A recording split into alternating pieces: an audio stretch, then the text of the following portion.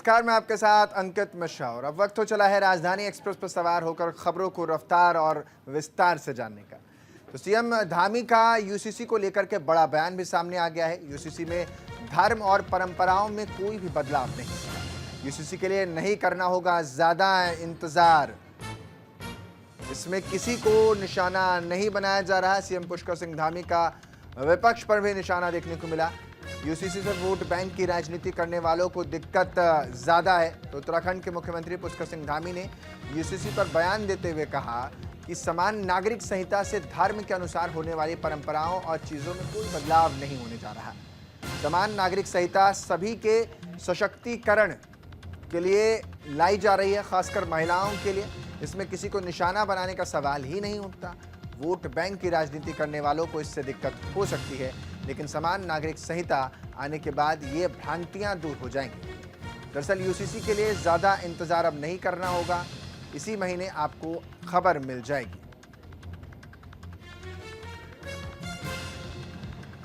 ये कोई परिवर्तन नहीं होने वाला है। ये तो सभी की सशक्तिकरण के लिए लाया जा रहा है। इसमें विशेषकर महिलाओं की सशक्तिकरण होगा, उनकी सुरक्षा भी होगी, बच्चों का भविष्य भी ठीक होगा, बुजुर्गों का भी जो है उनकी सुरक्षा का भी प्रावधान है इसमें कहीं किसी को टारगेट करने जैसी कोई बात नहीं। हाँ, जो लोग देश के अंदर तुष्टीकरण करते रहे हैं, वोटों के ठेकेदार बनकर जो है काम करते रहे हैं, वोट बैंक की राजनीति करते रहे हैं, उनको हो सकता है परेशानी हो, लेकिन ये जो भ्रांतियां हैं, जो ये जिस प्रकार के भी लोगों के मन में कोई किसी प्रकार का वो है, तो ये यूसीसी आने के बाद वो सब दूर हो जाएगा।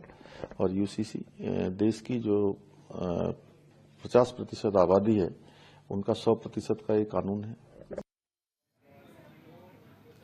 उत्तराखंड में जल्द ही यूसीसी लागू हो जाएगा। कयास लगाए जा रहे हैं कि 26 जनवरी को परेड ग्राउंड से उत्तराखंड के मुख्यमंत्री पुष्कर सिंह धामी यूसीसी लागू करने का ऐलान कर देंगे। यूसीसी को लेकर के बीजेपी प्रदेश कार्यालय में पार्टी के वरिष्ठ नेता टिहरी से विधायक किशोर उपाध्याय ने प्रेस वार्ता की। मीडिया से बात करते हुए किशोर उपाध्याय ने कहा कि यूसीसी में खासकर महिलाओं का विशेष ध्यान रखा गया है और सभी के लिए यूसीसी एक अच्छी पहल भी है। इसमें विवाहों के रजिस्ट्रेशन को अनिवार्य किया गया है। नहीं, यूसीसी का मुख्य उद्देश्य हमारा ये है कि समाज में विशेषकर जो महिलाएं हैं उनको समान रूप से जो है वो अधिकार मिल सके। वो सारी बातें मैंने आपके सामने रख ली हैं और ये बहुत जल्दी यहाँ प्रदेश में लागू होने जा रहा है और अन्य प्रदेश भी उसमें जो है हमारे प्रदेश का अनुकरण कर रहे हैं। तो जिससे विशेषकर जो हमारी महिलाएं हैं, जिनकी वजह से ये राज्य बना है, जिन्होंने बड़ी महत्वपूर्ण भूमिका निभाई, उनका जीवन खुशहाल हो सके, ये राज्य की ये मंशा है, सरकार की ये मंशा है। नहीं, यूसीसी का मुख्य उद्देश्य हमारा ये है कि समाज में विशेषकर जो उत्तराखंड में सौर नगर निकाय के लिए 23 जनवरी को मतदान प्रक्रिया संपन्न हो गई। मतदान सुबह 8 बजे से शुरू हो गया और शाम 5 बजे तक यूं ही चलता रहा। हालांकि कुछ जगहों पर रात 8 बजे तक भी मतदान जारी रहा। इसके बाद 5405 प्रत्याशियों का भाग्य मतपेटियों में बंद हो गया है। राज्य निर्वाचन आयोग की ओर से रात 10 बजे जारी अंतिम आंकड़े के मुताबिक लगभग 66% मतदाताओं ने अपने मताधिकार का प्रयोग किया है, जो पिछले चुनाव के मुकाबले 3.78% कम है। अब निकाय चुनाव में मतगणना 25 जनवरी को होगी, तभी परिणाम सामने आएगा। देखना दिलचस्प होगा कि इन चुनावों में किसका डंका बजता नजर आएगा।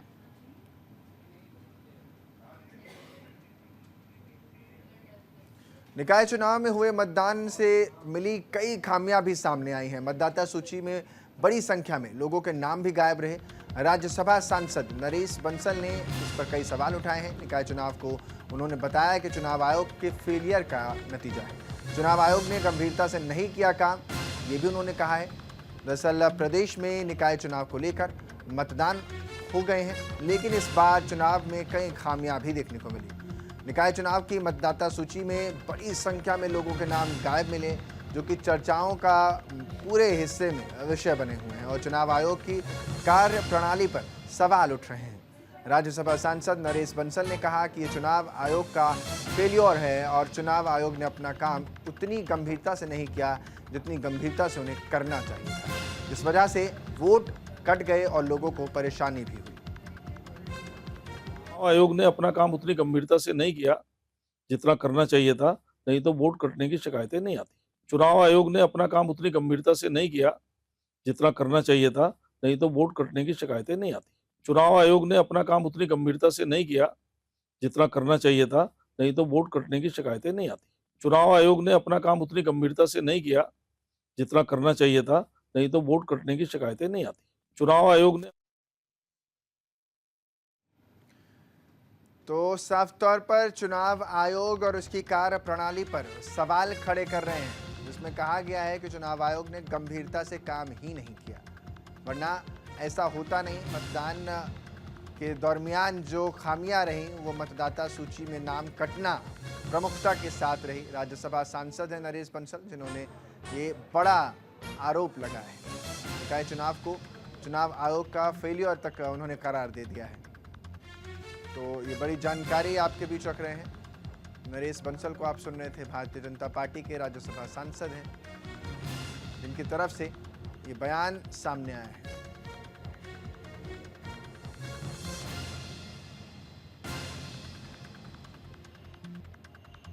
और इन सब के बीच, क्योंकि अगर कहीं भी ऐसा होता है तो सवाल ज़रूर खड़े हो जाते हैं कि आखिर चुनाव आयोग क्या कर रहा था। और इस वक्त इसी वजह से ये चर्चा का विषय भी है। चुनाव आयोग की कार्यप्रणाली पर सवाल उठ रहे हैं। राज्यसभा सांसद नरेश बंसल ने तो यहाँ तक कह दिया कि ये चुनाव आयोग का फेलियर है और चुनाव आयोग ने अपने काम को उतनी गंभीरता से नहीं लिया। ज़्यादा जानकारी के साथ मेरे सहयोगी अनुज अवस्थी फोन लाइन पर हमारे साथ जुड़ रहे हैं। अनुज, ये पूरी जो घटना सामने आ रही है उसमें तो यही पता लग रहा है कि चुनाव आयोग का फेलियर है, नाम कट गए। क्या कुछ ये पूरा वाकया रहा है, विस्तार से बताइए। बिल्कुल, कल निकाय चुनाव में कई लोग ऐसे थे जिनके वोटर लिस्ट में नाम नहीं थे और वो पूरे दिन भटकते रहे। वोटर लिस्ट में नाम ना होने के कारण मतदाता अपने मताधिकार का प्रयोग नहीं कर पाए। कई ऐसे समाज सेवी थे जिन्होंने अपने सोशल मीडिया अकाउंट में इस चीज को साझा किया। एक बहुत अचरज वाली बात भी रही, पूर्व मुख्यमंत्री हरीश रावत का भी नाम लिस्ट में नहीं था, लेकिन जैसे ही शाम होते हुई चुनाव खत्म हुआ, 6:30 और 7 बजे के आसपास जिलाधिकारी ने जब वो लिस्ट को देखा तो उसमें हरीश रावत का नाम निकल के सामने आया। अब चूंकि सवाल हरदा ने भी जो है चुटकी लेते हुए सवाल ये उठाया है कि आखिर देर आए दुरुस्त आए, कि जिलाधिकारी को मैं प्रणाम करता हूं कि जिलाधिकारी ने मेरा नाम खोज करके दिखाया। और उसके अलावा मैं बीजेपी के प्रदेश अध्यक्ष को भी जो है की सलाह को भी मानता हूं, जिन्होंने इस बात को बोला कि आप अपना वोट संभाल के रखें।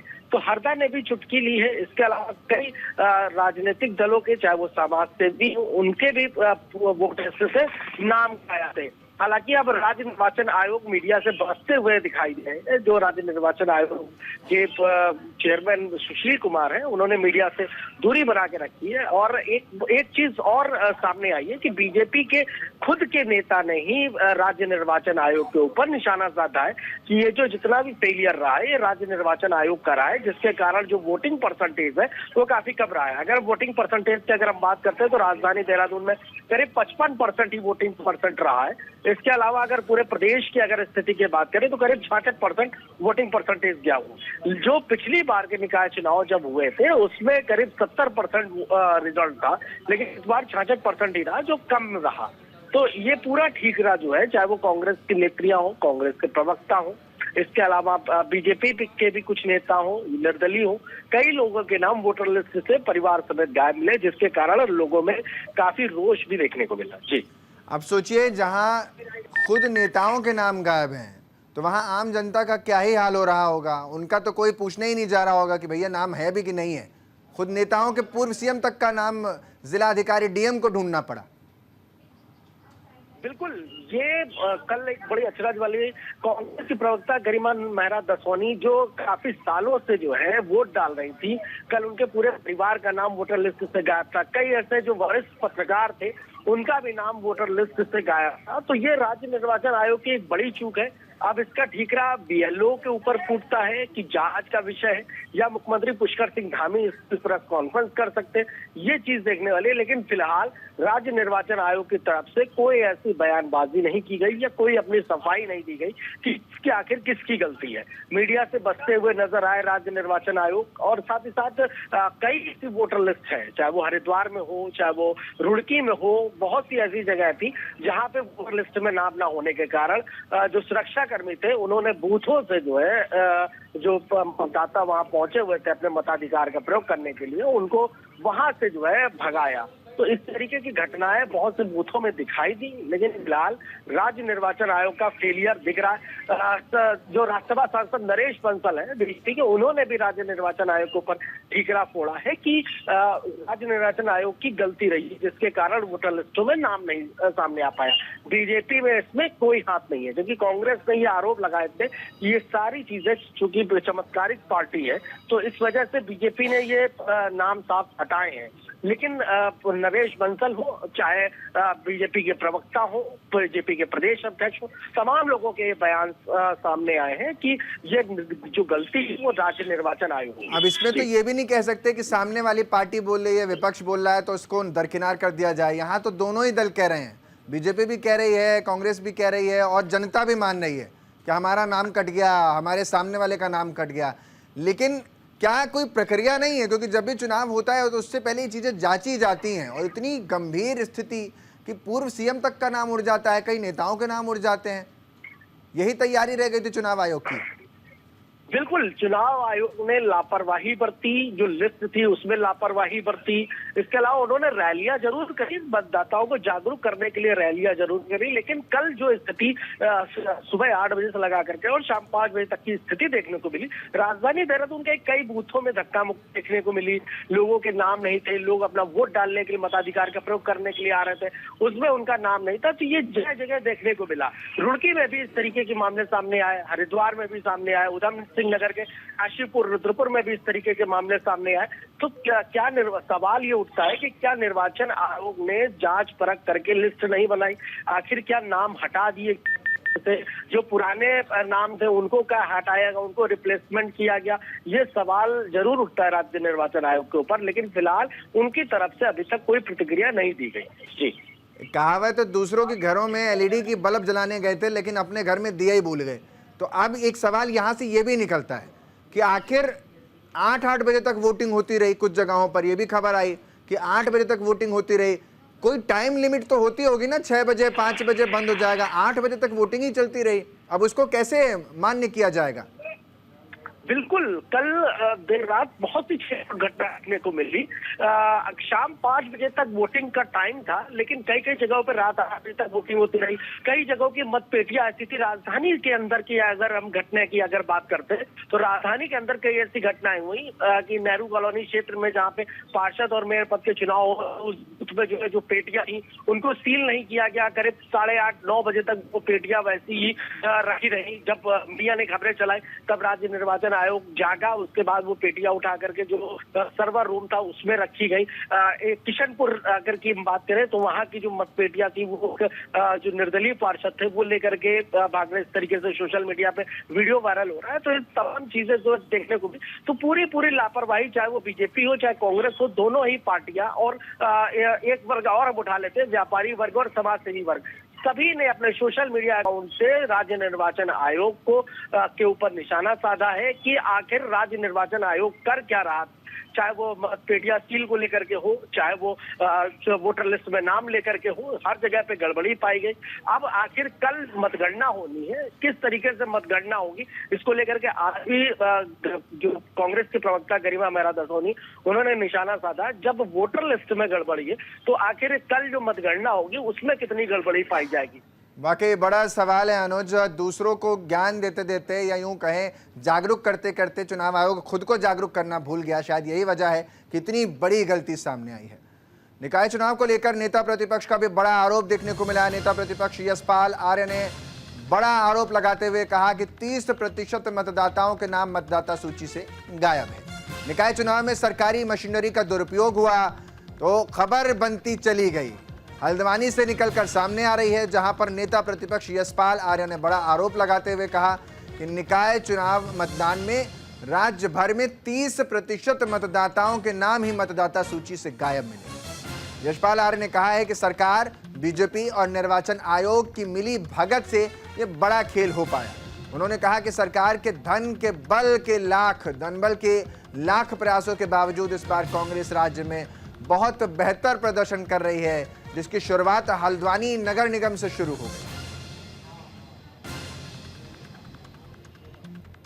आयोग ने, सरकारी तंत्र ने 30% मतदाताओं के नाम सूची से गायब होना इस बात का संकेत है कि भारतीय जनता पार्टी प्रमुख रूप से सरकारी मशीनरी और चुनाव आयोग की जो भूमिका है वो संदिग्ध दिखाई दे रही है। मतदाता सूची से नाम होना हमारे जो महान मतदाता हैं उनके मौलिक अधिकारों का हनन है और लोकतंत्र में मतदाता सर्वोपरि है। लेकिन विडंबना है कि भारतीय जनता पार्टी की सरकार वर्तमान में उत्तराखंड में काबिज है, जो इनके इन प्रकारेण चुनाव को जीतना चाहती है। जिस तरह से कल मतदाताओं को मतदान करने से रोका गया, लाठीचार्ज किया गया और जिस तरह से शराब बांटी गई, जिस तरह से धनबल का इस्तेमाल किया गया, हम लगातार कहते रहे कि सरकारी तंत्र और सरकारी मशीनरी और धनबल का इस्तेमाल, सत्ता बल का इस्तेमाल भारतीय जनता पार्टी चुनाव में करती है। हरिद्वार में चाइनीज मांझे के खिलाफ हरिद्वार पुलिस का अभियान लगातार जारी है और इसी को लेकर के वरिष्ठ पुलिस अधीक्षक हरिद्वार के निर्देश पर कनखल पुलिस ने जमालपुर कला के राजकीय उच्चतर माध्यमिक विद्यालय में जागरूकता कार्यक्रम को आयोजित किया था, जिसमें कक्षा 6 से 10 तक के बच्चों को चाइनीज मांझे के खतरों जैसे कि इंसानों और पक्षियों को होने वाले नुकसान और पर्यावरण पर इसके दुष्प्रभावों के बारे में जानकारी दी गई है।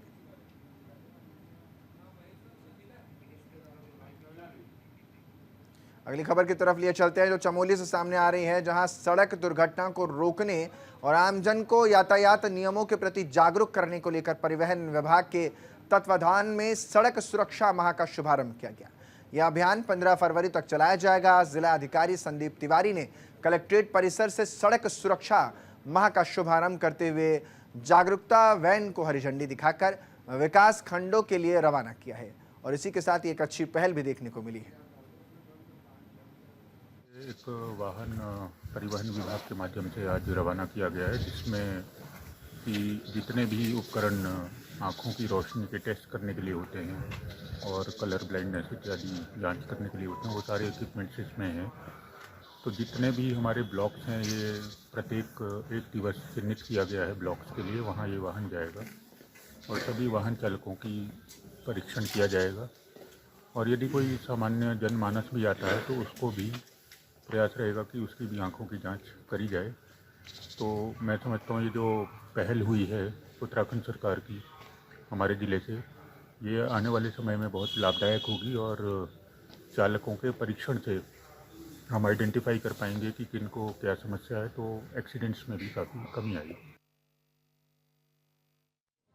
उत्तराखंड में होने वाले 38वें राष्ट्रीय खेलों के लिए खिलाड़ियों के पहुंचने का सिलसिला शुरू हो गया है। दरअसल हल्द्वानी के रेलवे स्टेशन पहुंचे हैं ट्रायथलॉन के 58 खिलाड़ी और कोच सहित टेक्निकल स्टाफ का छोलिया नृत्य के साथ भव्य स्वागत किया गया। इस दौरान पारंपरिक स्वागत देख खिलाड़ी भी काफ़ी उत्सुक नजर आए। तो वहीं प्राइज लोन के खिलाड़ियों और कोच ने बताया कि वो गोवा नेशनल गेम्स के बाद अब उत्तराखंड नेशनल गेम्स में हिस्सा लेने आए हुए हैं और उनकी काफ़ी लंबे समय से तैयारी इस मामले को लेकर चली आ रही है। लग रहा है बहुत अच्छा वेलकम किया उन्होंने। मैं बहुत ज़्यादा एक्साइटेड हूँ नेशनल गेम्स के लिए। ये मेरा दूसरा नेशनल गेम्स है। मैं हरियाणा से हूँ, हिसार से। ट्रायथलॉन के इवेंट के लिए आया हूँ यहाँ पे, साथ में डुगैथलॉन भी करूँ। मैं बहुत अच्छा फील कर रही हूँ। उत्तराखंड में 2 स्पोर्ट्स में मैं हिस्सा ले रही हूँ, ट्रायथलॉन और मॉडर्न पेंटाथलॉन, और हम हरियाणा से हैं और अपना 100% देंगे।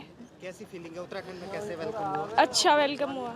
क्या फीलिंग है गेम्स को लेकर? अच्छी फीलिंग है, मतलब हाँ, पूरा अच्छे से वेलकम किया है, हमारे लिए अरेंजमेंट्स हैं।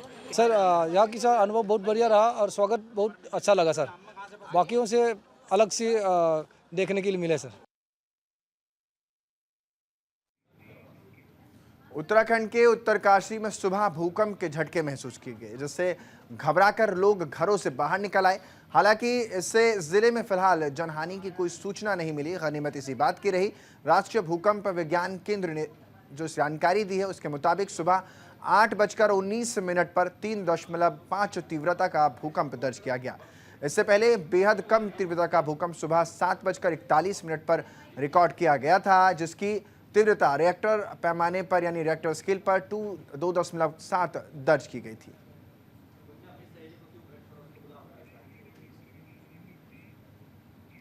फिलहाल बुलेटिन में इतना ही, बाकी आप बने रहिए हमारे साथ, देखते रहिए न्यूज़ इंडिया।